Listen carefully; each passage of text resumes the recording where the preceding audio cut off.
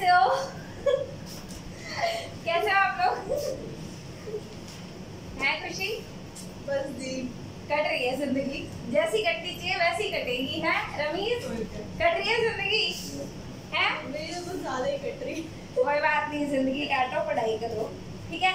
चलो ओके, पढ़ाई स्टार्ट करें। लास्ट क्लास में यार हम लोगों ने देखा था, अच्छा मुझे एक बात बताओ, लास्ट क्लास में हम लोगों ने देखा था, क्या देखा था? हम लोगों ने transformant, non transformant, recombinant and non recombinant के बीच का डिफरेंस देखा था, ठीक है?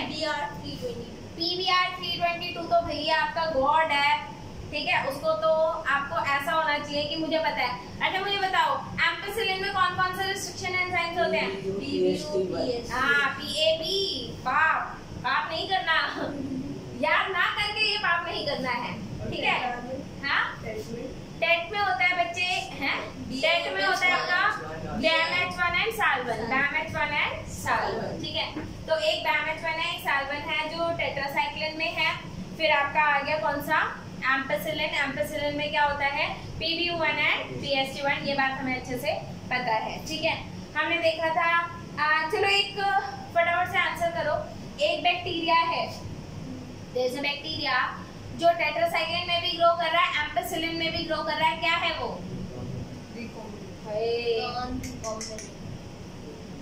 टेट में भी ग्रो कर रहा है, एम्प पे भी ग्रो कर रहा है। ट्रांसफॉर्मेंट है लेकिन रिकॉम्बिनेशन नहीं हुआ क्योंकि कोई सा भी जीन डिसरप्टेड नहीं है। एक बैक्टीरिया है जिसमें जो एम्प पे ग्रो नहीं कर पा रहा, तो उसमें क्लोनिंग कहाँ पर हुई होगी? या तो PST1 या PU1, इन दोनों में से किसी एक में क्लोनिंग हुई होगी। एंड क्लोनिंग करने के बाद क्या है? तभी तो वो रिकॉम्बिनेंट बना, ठीक है? जो दोनों पे ग्रो कर रहा है वो ट्रांसफॉर्मेंट है लेकिन नॉन रिकॉम्बिनेंट। जो दोनों पे ग्रो नहीं कर रहा वो तो नॉन ट्रांसफॉर्मेंट है, वो तो नॉन ट्रांसफॉर्मेंट है, यानी कि प्लाज्मिड उसके अंदर गया ही नहीं।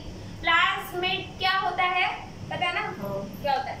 स्मॉल प्लाज्मिड हमें मालूम है, 4 शब्द क्या बोलेंगे? पहला स्मॉल, दूसरा सर्कुलर, तीसरा सेल्फ रेप्लिकेटिंग एक्स्ट्रा क्रोमोसोमल, ठीक है?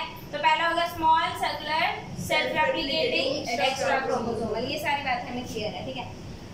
ओके, तो selection of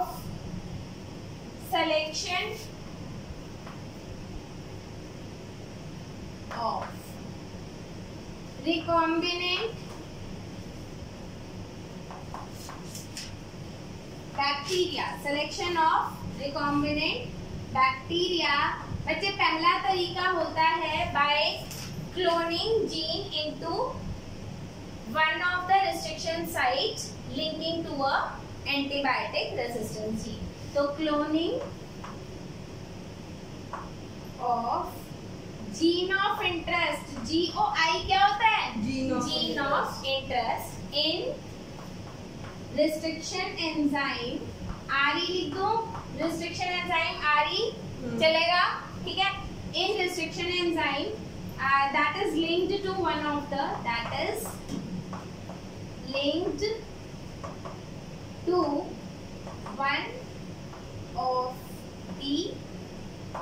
antibiotic resistance gene जी। समझ में आई बात? ठीक है? दूसरा हमारा क्या होता है बच्चे? दूसरा तरीका होता है एक बड़ा ही प्यारा तरीका है यार, उसके बारे में तो जो जितना बोलो उतना कम है, that is blue white screening. क्या है भाई? Blue white screening. ये लो, ब्लू व्हाइट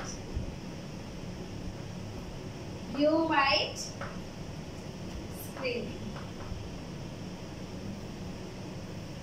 अब ये क्या माजरा है? ब्लू व्हाइट स्क्रीनिंग, ठीक है?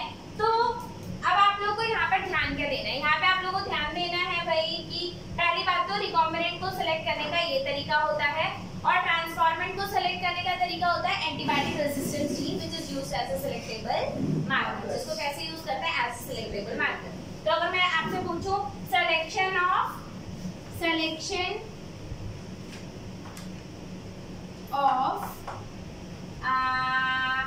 ट्रांसफॉर्मेंट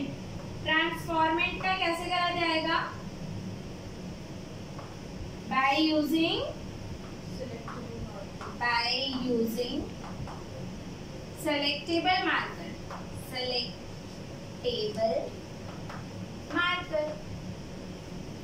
ठीक है। अब सेलेक्टेबल मार्कर क्या हो सकता है? एक एंटीबायोटिक,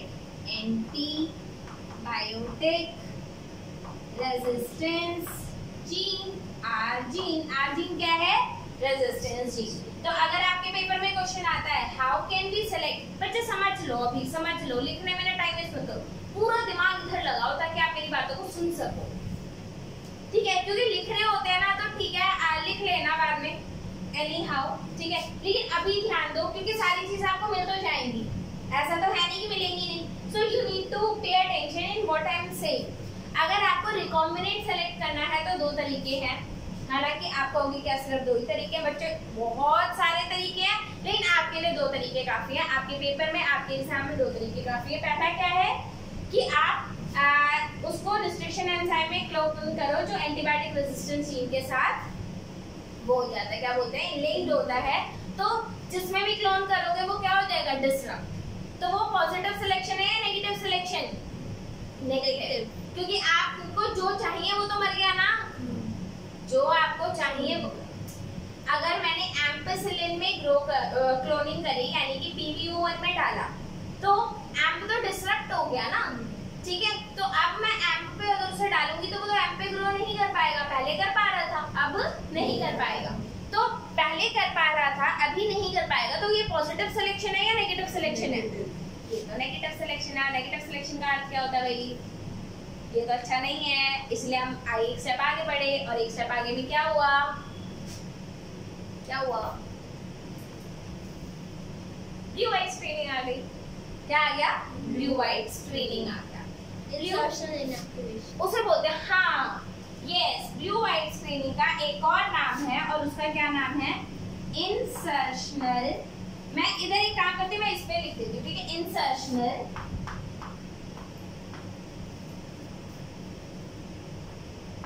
इनएक्टिवेशन। इंसर्शनल इनएक्टिवेशन, और इंसर्शनल इनएक्टिवेशन का अर्थ क्या होता है कि आप कुछ डालोगे और वो इनएक्टिव हो जाएगा। फंडा ऑलमोस्ट सेम है, बस ये है, सोचो आपकी प्लेट पे कॉलोनीज आई, आपको प्लेट पे कॉलोनीज दिखी और आप कलर से बता दो कि बेटा ये रिकॉम्बिनेंट है और ये नहीं है, मजा ही आ जाएगा। मतलब लाइफ इतनी आसान, रिसर्चर्स की लाइफ इतनी आसान कभी नहीं होती, कभी नहीं होती। रिसर्चर्स की लाइफ इतनी आसान कभी नहीं होती है। उसमें भी ना वो लोग झूठी कॉलोनीज लेकर आ जाते हैं, झूठी कॉलोनीज, रिकॉम्बिनेंट नहीं है लेकिन लगेंगे कि रिकॉम्बिनेंट है। ऐसा भी होता है, ऐसा भी होता है। इसीलिए यार रिसर्च इतनी आसान नहीं होती है। अगर जा रहे हो रिसर्च फील्ड में तो सोच के चलो कि आपकी तो वाट लगने वाली है। कोई बात नहीं, ऐसा नहीं है, there are smart researchers. Okay, is this clear? अब होता क्या है बच्चे, लैक्टोज आप लोगों को पता है क्या होता है? Lactose is a disaccharide. Lactose is a disaccharide. आप लोगों ने, यार मैं बहुत बार ये एग्जांपल देती हूँ, बहुत बार ये बात बताती हूँ। लैक्टोज इंटॉलरेंस बता रखा है, कुछ लोग होते हैं लैक्टोज इंटॉलरेंस, मैं ही हूँ। यस, ठीक है। लैक्टोज इंटॉलरेंस का मतलब क्या होता है? तुम्हें तो बताया मनस्वी मैंने, भूल गए मेरा नाम गलत बोला, Himanshi, I am so sorry, ठीक है? या तो तुम्हें तो बताया ना मैंने, ठीक है? लैक्टोज इंटॉलरेंस क्या होता है बच्चे? छोटे अच्छा, दूध में शुगर होती है, जैसे क्या बोलते हैं, लैक्टोज होता है, और लैक्टोज को डाइजेस्ट करने के लिए हमारे पास जो एंजाइम चाहिए होता है वो हमारी बॉडी में नहीं होता है। और जब लैक्टोज ऐसा आता है तो इन दैट केस क्या होता है? आपको इंडाइजेशन हो जाएगा, ठीक है? बहुत सारे इश्यूज हो जाते हैं, and that is not good. तो आजकल ना मार्केट में बड़ा ही सही काइंड ऑफ मिल्क आया, that is lactose free milk. उसमें हम क्या एंजाइम डालते हैं? Beta galactosidase. क्या डाल देते हैं? Beta galactosidase. बच्चे एक एंजाइम है, अच्छा, गैलेक्टोसाइडेज,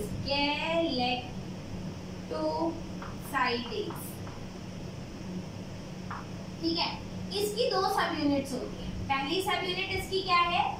अल्फा गैलेक्टोसाइडेज, गैलेक्टोसाइडेज, और दूसरी इसकी सब यूनिट है beta galactosidase, beta galactosidase.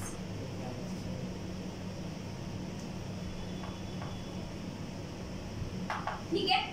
Alpha galactosidase जो होता है वो आपका बैक्टीरिया में होता है। ये किस में होता है?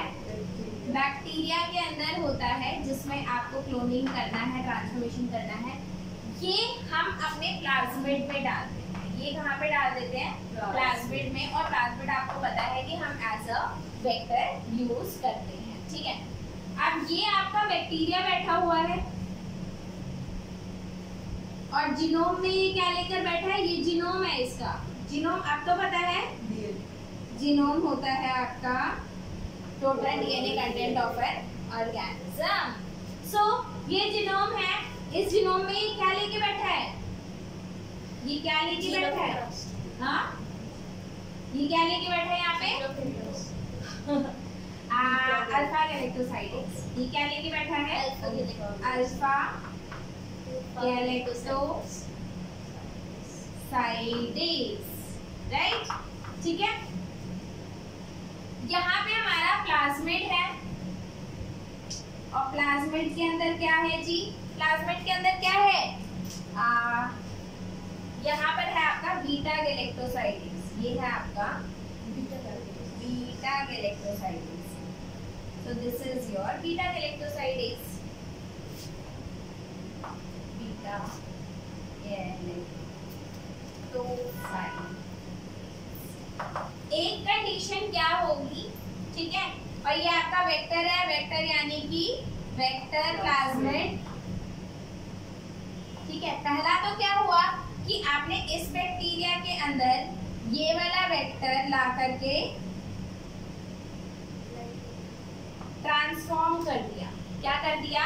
इधर ट्रांसफॉर्म कर दिया। ट्रांसफॉर्म किया तो क्या हुआ? अब देखो, अब इधर क्या हुआ? ये आपका बैक्टीरिया, इधर इसके जीनोम में क्या बना?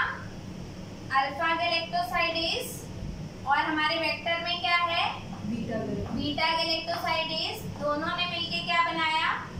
गैलेक्टोसाइडेज। ठीक है। और जब इसमें हम लोग लैक्टोज डालते हैं, जब हम इसमें एक्स गैल डालते हैं, एक्स गैल जो इसका सबस्ट्रेट है,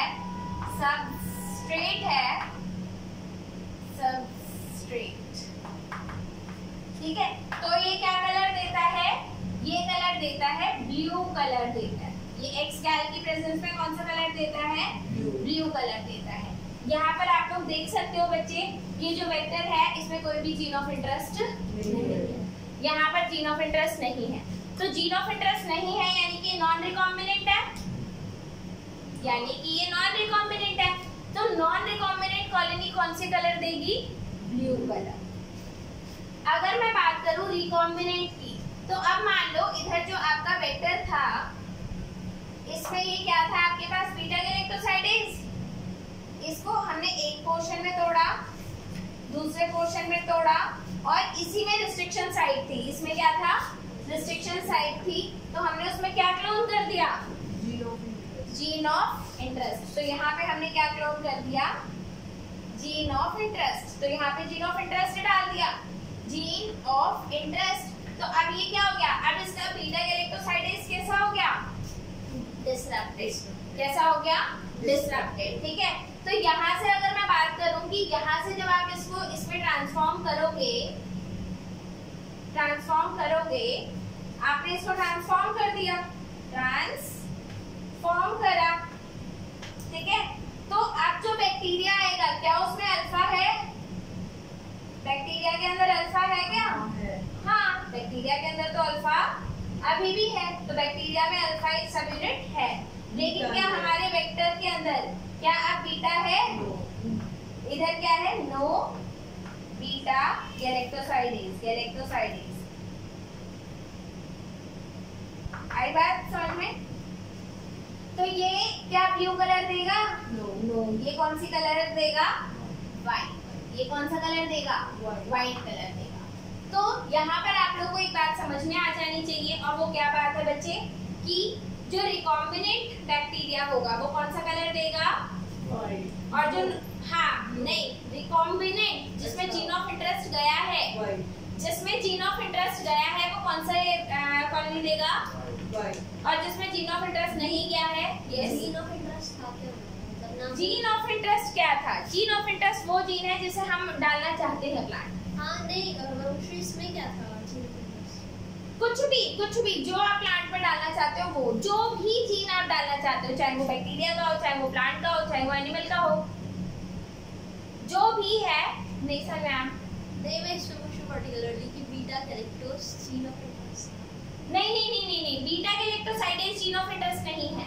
बीटा गैलेक्टोसाइडेज तो एक वो है, प्रोब है, जिसे हम ट्रैक करने की कोशिश कर रहे हैं कि क्या हमारा जीन ऑफ इंटरेस्ट गया या नहीं गया।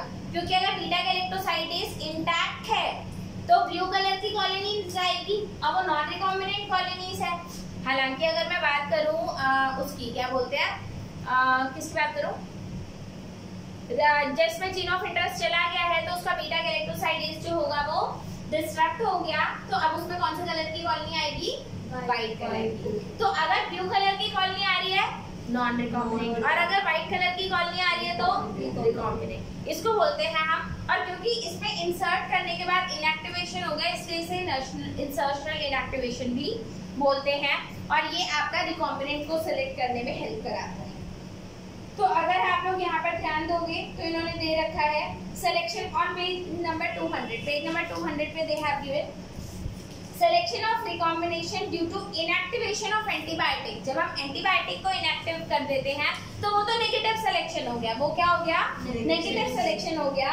It is a cumbersome process, क्योंकि आपको एक ही कॉलोनी को आपको दो जगह प्लेट करना पड़ रहा है, एक एम्प पे भी करना पड़ रहा है और एक टेट पे भी करना पड़ रहा है। मान लो अगर आपने एम्पेसिलिन में क्लोनिंग करी तो एम्प पे वो ग्रो नहीं कर पाएगा और टेट पे ग्रो कर जाएगा। तो अगर एम्प पे नहीं ग्रो कर रहा है, टेट पे ग्रो कर रहा है, तो हम उसे क्या बोलेंगे कि वो रिकॉम्बिनेंट है। तो इतना लंबा चौड़ा प्रोसीजर करने से अच्छा है कि हम ये कर ले। जहाँ पर पेट पे कॉलोनी आई, अगर ब्लू कलर की है तो नॉन रिकॉम्बिनेंट और व्हाइट कलर की है तो recombinant. What do we want? We want recombinant. वैसे हम तो जीन ऑफ इंटरेस्ट चाहते हैं ना, हमारा तो मन है कि जीन ऑफ इंटरेस्ट जाए, ठीक है। Therefore alternatively, तो अगर आपसे पूछा जाए पहले वाले मेथड के साथ क्या प्रॉब्लम है, तो ये क्या करता है, प्रोसीजर को बढ़ा देता है। क्यों? क्योंकि आपको एक ही कॉलोनी को कितनी प्लेट्स पे स्क्रीन करना पड़ता है, 2, जो हमने लास्ट क्लास में डिस्कस किया था। तो अगर भूल गए हो तो प्लीज उसको जाकर के देखो, ठीक है। Here you have option to go back and see again. Is this clear? Okay. So now on the basis of ability to produce color in presence of chromogenic substrate, recombinant DNA is inserted into beta galactosidase enzyme. तो beta galactosidase है आपका, it results in inactivation of an enzyme that is referred to as insertional inactivation.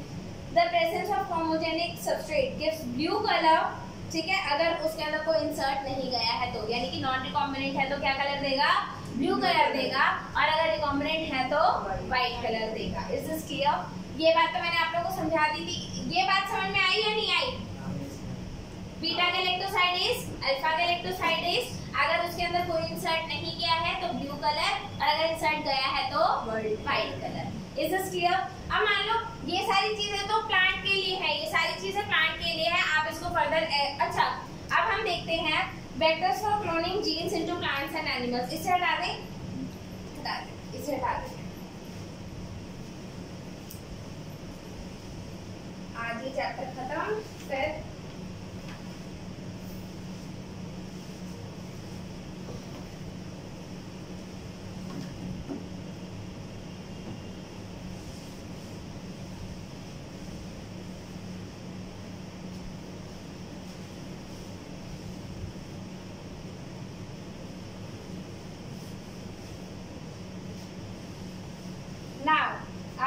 Vectors for cloning genes into plants and animals. तो plant और animal में cloning के लिए हम कौन से जीन्स लेते हैं, क्या लेते हैं, ठीक है। अच्छा मैंने एग्रोबैक्टीरियम की स्टोरी तो सुनाई थी, पहले भी सुनाई थी। तो प्लांट्स के लिए कौन काम कर जाता है, अगर हम प्लांट्स की बात करें तो प्लांट्स के लिए कौन काम कर जाता है? Agro bacterium. एग्रो बैक्टीरियम इतना स्पेशल क्यों है? क्योंकि ये मोनेरा 2 प्लांट है। हाँ, ट्रांसफॉर्मेशन। तो ये मोनेरा 2 प्लांट किंगडम ट्रांसफॉर्मेशन कर देता है, ठीक है। तो ये बहुत ज्यादा स्पेशल है, ठीक है। और वैसे ये वो बैक्टीरिया है जो प्लांट्स के अंदर कैंसर कॉज करता है। ये कैसा क्या कॉज करता है? कैंसर, ठीक है। क्योंकि इसके खुद के जो जीन होते हैं ना वो कैंसरस होते हैं, ठीक है। लेकिन हम साइंटिस्ट ने क्या किया? हमने इसके खुद के जीन्स हटा करके, और बच्चे एग्रोबैक्टीरियम प्यूबिफिकेशंस में कौन सा प्लाज्मिड होता है? TI plasmid. टीआई प्लाज्मिड क्या होता है बच्चे? टीआई प्लाज्मिड का मतलब होता है ट्यूमर इंड्यूसिंग प्लाज्मिड, ठीक है। तो ये क्या कॉज करता है प्लांट के अंदर? ट्यूमर। इसके अंदर बच्चे यहाँ पर एक सीक्वेंस होता है जिसको बोलते हैं आरबी राइट बॉर्डर, और एक सीक्वेंस होता है जिसको बोलते हैं एलबी लेफ्ट बॉर्डर। और राइट बॉर्डर और लेफ्ट बॉर्डर के बीच में जो भी होगा उसे बोलते हैं टीडीएनए। उसे क्या कहते हैं? T DNA. And T DNA is actual thing that is transferred from bacteria to plant. तो हमें अब ये बात पता थी कि इस बैक्टीरिया के लिए एलबी और आरबी के बीच में जो भी डाल दोगे ये उसे ट्रांसफॉर्म कर देगा। तो ये आपका क्या है? टीडीएनए। टीडीएनए क्या होता है बच्चे? Transfer DNA. So this is your transfer DNA. Clear है? तो ये आपका ट्रांसफर डीएनए है। तो बैक्टीरिया करता क्या है? द बैक्टीरिया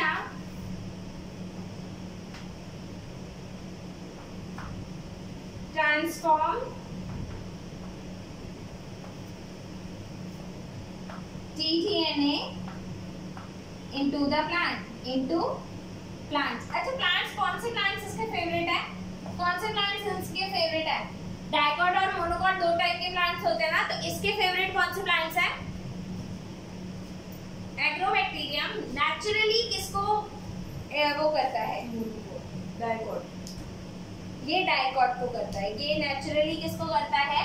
ये डाइकोट्स को इन्फेक्ट करता है। तो क्या मोनोकोट को नहीं करा जा सकता? करते हैं।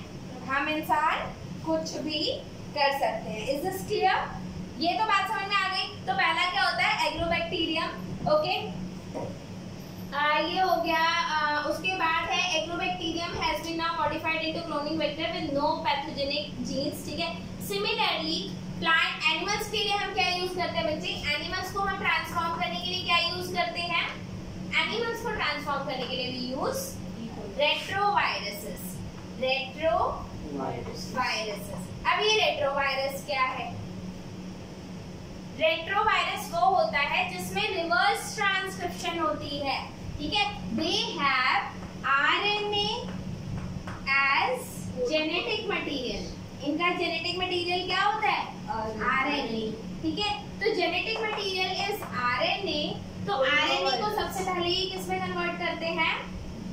Into DNA. और कौन सा एंजाइम यूज करते हैं यहाँ पर? Reverse transcriptase. Reverse transcriptase. और रिवर्स ट्रांसक्रिप्टेज फिर ये डीएनए किसमें इंट्रोड्यूस हो जाता है? The DNA is introduced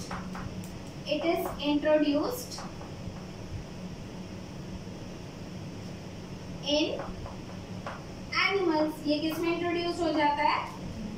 animals में हो जाता है। क्लियर है?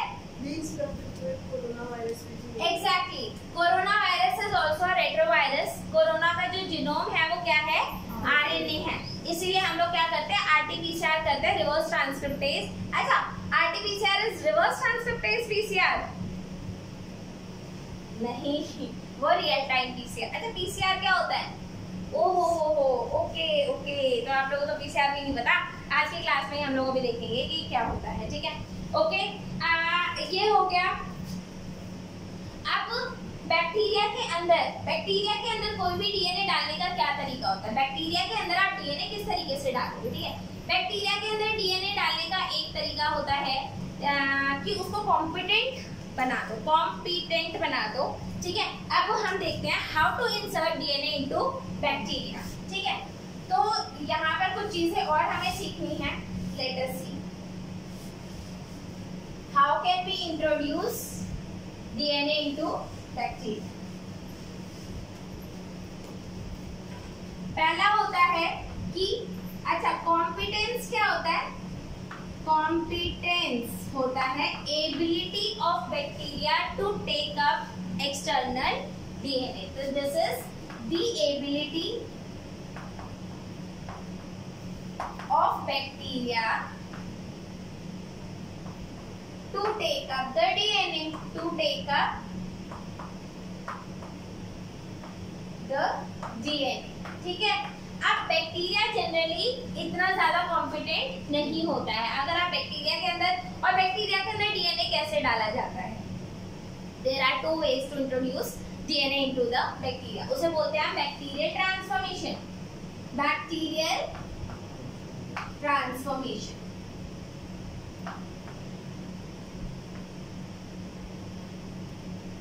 ठीक है। अब बैक्टीरिया के अंदर डीएनए कैसे डाला जाता है? तो पहले तो आपने बैक्टीरिया को क्या बनाना पड़ता है?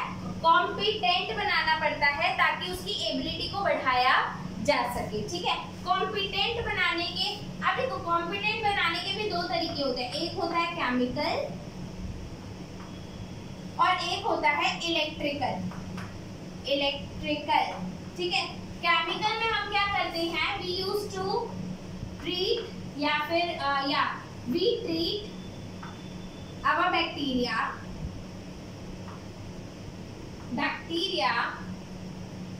with Ca positive ion, Ca2 positive calcium chloride के साथ ट्रीट करते हैं, ठीक है। इससे बैक्टीरिया की कॉम्पिटेंस बढ़ जाती है। तो जैसे ही आप अपने बैक्टीरिया को कैल्शियम से ट्रीट करते हो, उसकी डीएनए लेने की एबिलिटी बढ़ जाती है। भला कैसे? मतलब आपने उसे कैल्शियम क्लोराइड से ट्रीट किया और वो डीएनए लेने लग गया। कैल्शियम ने क्या जादू कर दिया? क्या जादू किया? चलो अब कहानी शुरुआत करें। जैसे हमारे में कैल्शियम अरे ना बाबा ना। चलो ओके।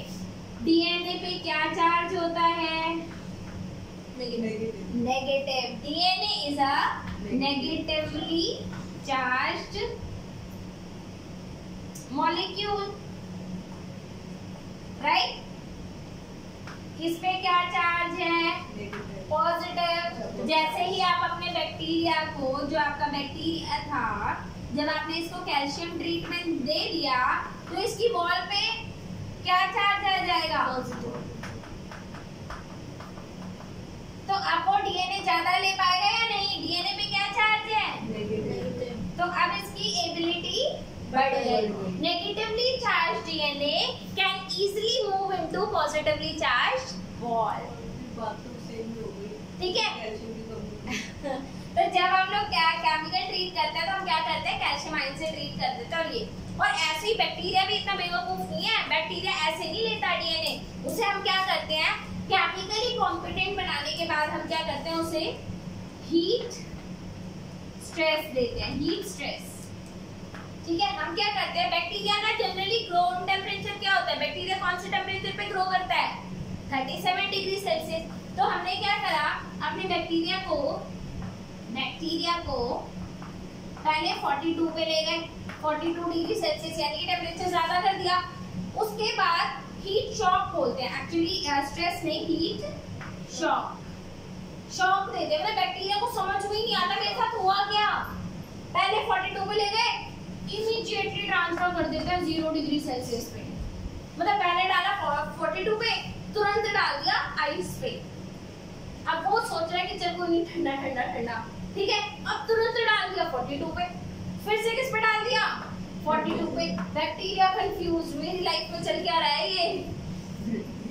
सर्दियाँ आ गई, गर्मी आ गई, सर्दियाँ आ गई, गर्मी आ गई। सोचो आपके साथ कोई करे, फ्रिज में डाल दे, फिर उबलते हुए पानी में, फिर फ्रिज में, फिर उबलते पानी में, कैसे काम चलेगा?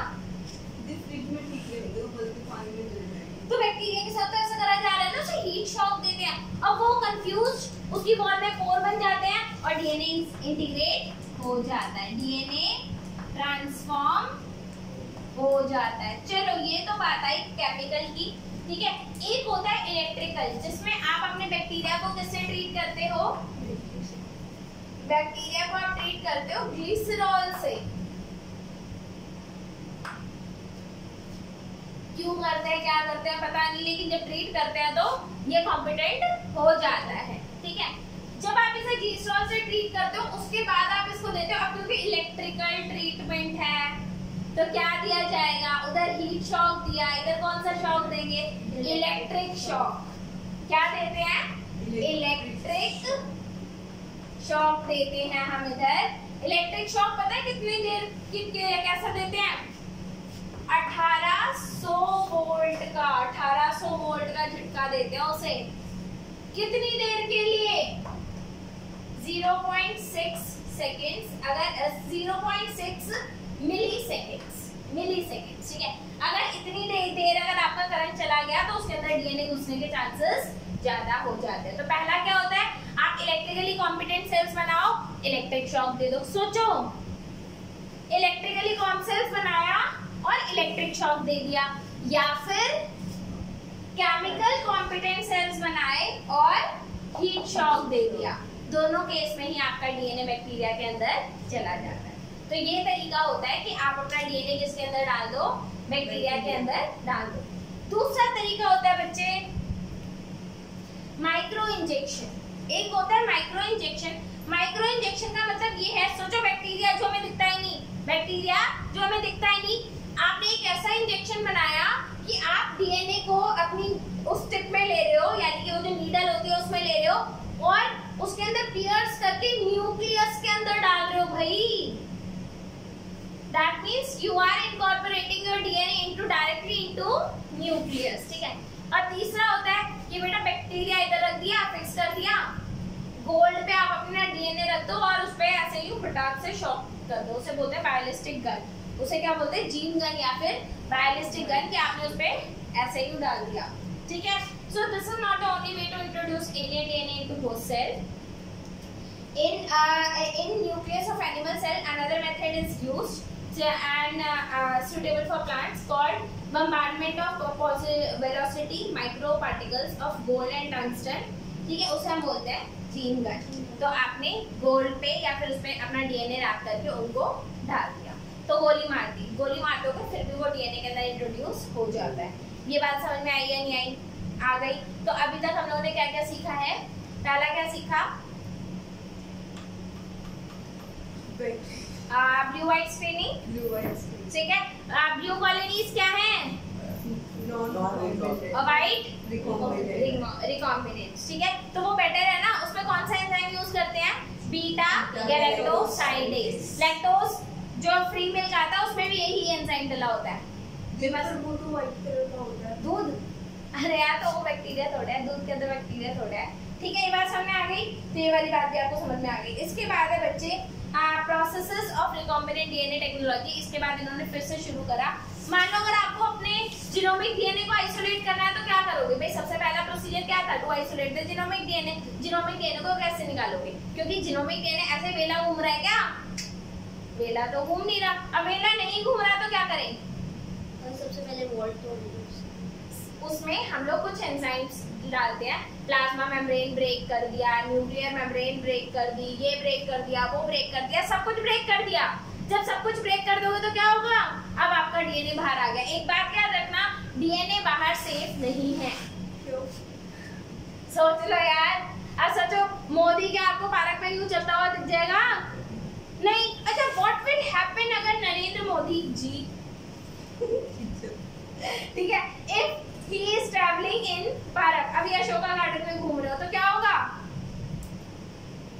उनके फैंस आते हैं, उनका ऑटोग्राफ, फैंस आएंगे, ऑटोग्राफ लेंगे। क्या दुश्मन कोई नहीं होगा? दुश्मन कोई नहीं होगा, दुश्मन भी आएगा। बॉडीगार्ड साथ लेके घूम रहे हो। अकेला घूम रहा है भाई, बॉडीगार्ड नहीं है साथ में, अकेला घूम रहा है। और सोचो, अच्छा चलो ओके, मान लो मोदी को अगर आपने यूं पार्क में छोड़ दिया तो फैंस ज्यादा होंगे या फिर दुश्मन? It does not matter. It actually does not matter कि कौन ज्यादा है। क्यों? क्योंकि फैन चाहे 1000 हो, अगर एक पे दुश्मन है और गोली मार दी तो फैन चाहे जितना मर्जी हो, it does not matter, it will not matter. तो उनको ऐसा अकेला छोड़ा जा सकता है? और मान लो अगर कभी ऐसा हो कि चलो मोदी जी आ रहे हैं, इधर चलेंगे, इस रास्ते पे चलेंगे, तो क्या होता है, सारे लोगों को इनएक्टिव कर दिया जाता है। जहाँ पे वो जाएंगे वहाँ पे और कोई नहीं जा सकता, उनकी जगह को बहुत ज्यादा सेफ रखा जाता है, राइट। तो डीएनए बच्चे इतना ही इम्पोर्टेंट है सेल के लिए जितना हमारे लिए प्राइम मिनिस्टर होता है, ठीक है। तो डीएनए अंदर तो बहुत सेफ है, क्यों, इन्वायरमेंट वैसा है, तो अंदर तो वो सेफ है। बाहर क्या करता है वो, जब बाहर आता है बच्चे, सेल के बाहर इतने सारे डीएनएस हैं जो उसे खाने में कमी नहीं छोड़ेगा, बहुत प्यार से खा जाएगी। तो हम इसीलिए जब भी डीएनए आइसोलेट करते हैं तो लिक्विड नाइट्रोजन में करते हैं। What is the temperature of liquid nitrogen? Liquid nitrogen का टेम्परेचर कितना होता है जी? -196 डिग्री सेल्सियस। कितना होता है? -196 डिग्री सेल्सियस। तो हाँ, तो अगर हम उस पे अगर क्रश करते हैं सैंपल को तो हमारे सारे एंजाइम्स इनएक्टिव हो जाते हैं और डीएनए सेफली बाहर आ जाता है। डीएनए को किसी भी टेम्परेचर पे रख लो, उसे कोई फर्क नहीं पड़ता, तो डीएनए को कोई ज्यादा फर्क नहीं पड़ेगा। So recall that nucleic acid is a genetic material for all the organisms without exception, ठीक है, without exception nucleic acid, yes, क्योंकि आरएनए भी तो इसी में होता है। In majority of organism it is DNA. In order to cut the DNA with restriction enzyme, सबसे पहले हमें उसे क्या करना पड़ेगा? बाहर निकालना पड़ेगा, ठीक है। तो we need to isolate this macromolecule. अब DNA छोटा ही नहीं होता कि निकाले। अच्छा, एक बात याद रखना, प्लाज्मिड निकालना और जीनोमिक DNA निकालने में अंतर होता है। क्या अंतर होता है? प्लाज्मिड छोटा होता है, जल्दी से बाहर आ जाता है, और आपका जो जीनोमिक डीएनए वो जल्दी से बाहर नहीं आता, ठीक है। सो since DNA is enclosed within the membrane, it has to break, cell has to be break, ठीक है। तो उसका आरएनए भी हटा देते हैं, प्रोटीन भी हटा देते हैं, ताकि सिर्फ डीएनए बचे। तो बच्चे एक बात याद रखना, कौन कौन से हम एंजाइम यूज करते हैं? बैक्टीरिया में लाइसोजाइम यूज करते हैं, ठीक है। सो सेल्यूलेज प्लांट में यूज करते हैं ताकि सेल वॉल डिग्रेड हो जाए। चिटिनेज यूज करते हैं, काइटिनेज, ताकि वो फंगस की वॉल को डिस्टर्ब कर जाए। बाकी हम आरएनएज यूज करते हैं क्योंकि हमें डीएनए को इंटैक्ट रखना है, आरएनए नहीं, तो आरएनए भी आपका निकल जाएगा, ठीक है। आरएनएज यूज करते हैं, ये सारे एंजाइम को निकाल करके फाइनली हम इथेनॉल में प्रेसिपिटेट करके अपना डीएनए बाहर निकाल लेते हैं, ठीक है। तो कौन कौन से एंजाइम यूज करते हैं हम? बहुत सारे एंजाइम हम लोग यूज करते हैं, एंड फाइनली हमारा डीएनए जो होता है वो निकल आता है, ठीक है। Is this clear? तो एंजाइम्स आप लोग कर लेंगे। वो काइटिनेज किसके लिए है? फंगस के लिए। लाइसोजाइम किसके लिए है? बैक्टीरिया के लिए। सेल्यूलेज किसके लिए है? प्लांट्स के लिए, ठीक है। उसके बाद आपका आता है, और क्या आता है? प्रोटीएसेस, ताकि प्रोटीन ना हो, और आरएनएसेस, ताकि आरएनए भी ना हो, ठीक है। तो इज दिस क्लियर? पक्का। अब बच्चे एक बड़ी ही प्यारी प्रोसेस है, अगर मेरे को 5-7 मिनट और दोगे तो मैं एक्सप्लेन करना पसंद करूंगी। करें 5-7 मिनट और? हाँ, चलो। तो थोड़ी सी देर और क्लास लेते हैं, और वो टॉपिक बड़ा ही प्यारा टॉपिक है, मजा आ जाएगा आप लोगों को। और फाइनली अब आप लोगों को वो चीज समझाने जा रही हूँ जो लॉकडाउन में बहुत ज्यादा यूज हुई है भाई। बड़े शुरुआती भी पीसीआर। अब ये पीसीआर क्या है? पुलिस कंट्रोल रूम नहीं बाबा, पुलिस कंट्रोल रूम नहीं है। ये क्या है? Polymerase chain reaction, polymerase chain reaction, ठीक है। This technique is used to amplify a portion of a DNA. So it is used to amplify a portion of the genome. A portion of genome. ये technique discover किसने करी थी? मैंने। अरे नहीं बाबा, मैं अभी इतनी ज्यादा शानदार नहीं हूँ, ठीक है। तो आप किसने डिस्कवर करी थी इसे? which is this technique was discovered by Carey Mullis. Carey Mullis, ठीक है भाई, ये भी एक रिसर्चर था। ये कौन था? रिसर्चर था, ठीक है। He was a researcher and researcher as usual अपनी जिंदगी से बड़े ही तंग रहते हैं। क्या रहते हैं? बड़े तंग रहते हैं अपनी जिंदगी से। बोलोगे हाँ रहते हैं भैया। कुछ लोगों ने तो देखा है तंग रिसर्चर्स को। क्यों भाई? Yes, ma'am. She has witnessed a lot. और मुझे देख करके ये जीवन में कभी रिसर्च तो लेगी ही नहीं। हाँ ऐसा पैसे देख के दो। पैसे नहीं है यार, रिसर्च में पैसा नहीं है ज्यादा। है नहीं। अभी बोलना नहीं चाहती। चलो कोई बात नहीं, she does not want to say anything. Research में ज्यादा पैसा नहीं है, ठीक है। कैरी मिलिस अपनी जिंदगी से तंग आ गया। क्या हो गया? जिंदगी से तंग आ गया। काम करना चाह रहा है, काम नहीं हो रहा। अब रिसर्च में यही होता है, आप काम करना चाह रहे हो, काम नहीं हो रहा, नहीं हो रहा, नहीं हो रहा, तंग आ गए, बहुत तंग आ गए। ये भी तंग आ गया था। So what he did, इस बंदे ने भी बोला भैया कि मैं वेकेशन पे जा रहा हूँ, तो ये वेकेशन पे चला गया। अच्छा ये वही है। यस तो ये अपने वेकेशन पे गया। 5-6 दिन की छुट्टी ली इसने, वेकेशन पे गया। He was driving car. क्या चला रहा था? कार चला रहा था, ठीक है। एंड इसके दोस्त वगैरह इसके साथ में थे, तो he was driving car. Suddenly actually वो यही सोच रहा था कि यार डीएनए रेप्लिकेशन कितना सिंपल प्रोसेस है। डीएनए रेप्लिकेशन कितना सिंपल प्रोसेस है, क्या हम इसको टेस्ट ट्यूब में भी कर सकते हैं? क्या हम इसको टेस्ट ट्यूब में भी कर सकते हैं? तो अब उसने उसमें क्या सोचा भाई कि यार सारे काम तो हो जाएंगे। DNA replication is a very simple process and सारे काम हो जाएंगे, बहुत आसानी से हो जाएंगे। लेकिन इसके दिमाग में सिर्फ एक बात नहीं समझ में आ रही थी, वो थी how will he open the DNA. DNA कैसा स्ट्रक्चर है? डीएनए कैसा स्ट्रक्चर है? डीएनए आपका डबल स्ट्रैंडेड होता है, नहीं होता? Yes, ma'am. तो इसको एक ही बात नहीं समझ में आ रही थी कि how to open the DNA. इसको नहीं समझ में आ रहा था। Now he was riding car. उसके दिमाग में एकदम से ख्याल आया कि what if I will heat the DNA. अगर मैं डीएनए को हाई टेम्परेचर पे ले जाऊं तो क्या उसके दोनों स्ट्रैंड्स खुल जाएंगे? और by god, that was the trick. He came to lab, he did that, और उसने डीएनए रेप्लिकेशन को कहाँ पे कर दिया? टेस्ट ट्यूब में कर दिया, ठीक है।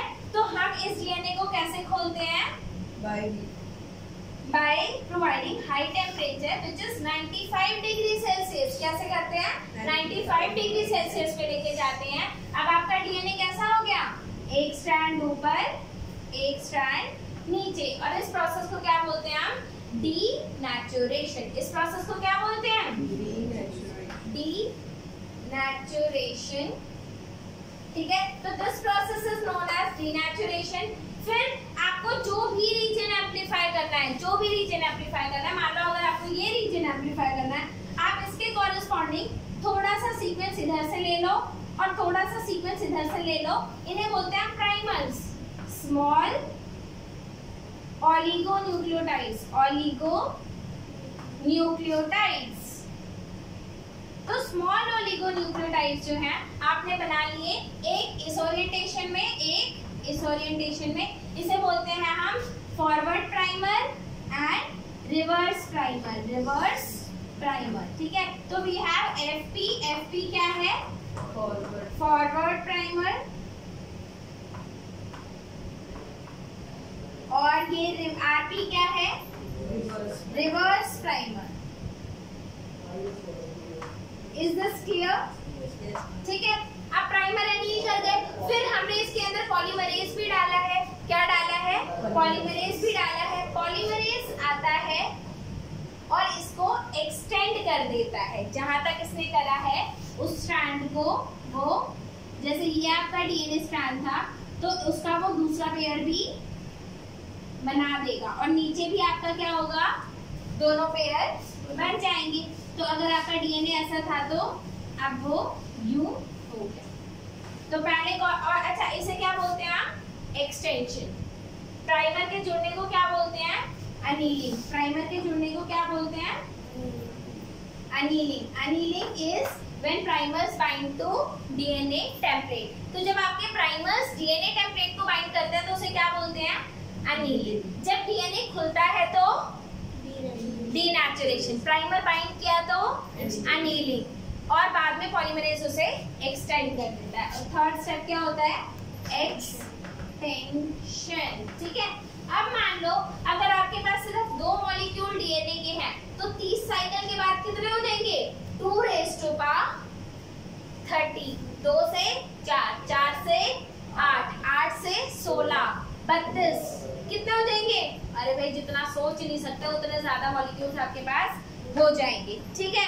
तो आपने अपने फ्रैगमेंट ऑफ डीएनए को जो बहुत कम था, बच्चे बहुत कम चीज के साथ काम करना बहुत कठिन होता है। अगर कोई चीज बहुत कम है तो उसके साथ काम करना बहुत कठिन होता है। इसीलिए हम क्या करते हैं? उसको एम्पलीफाई कर देते हैं। और एम्पलीफाई कितने टाइम्स करते हैं? मिलियन टाइम्स कर देते हैं। और जब इतनी बार एम्पलीफाई कर दोगे तो 100%, इसके बाद आपके क्लोनिंग प्रोसीजर जो होता है वो इजी हो जाता है। ठीक है। आज की क्लास में चैप्टर खत्म नहीं हो पाएगा। ठीक है। एक छोटी क्लास और लगेगी, अगली क्लास में चैप्टर खत्म हो जाएगा। ठीक है।